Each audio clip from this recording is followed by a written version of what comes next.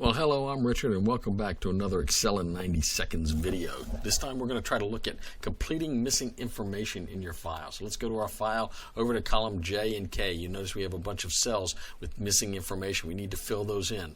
In column J, we're going to assume those missing spaces are supposed to be 0. The first thing we'll do is we'll highlight the entire column with our Control Shift and down arrow. Next, we're going to hit F5. We're going to go to Special and Blanks. This will identify all of the blank cells in that column. The first column, you notice, isn't grayed out. All we have to type is what we want. Hit 0, and then we're going to hit Control Enter. Not Enter, but Control Enter, and it will copy that 0 into every single one of those blank cells. And there it is. We can do the same thing with formulas. We go to column K. We're going to highlight the whole thing in column K. We're going to put in we're going to hit F5. We'll go to Special Blanks.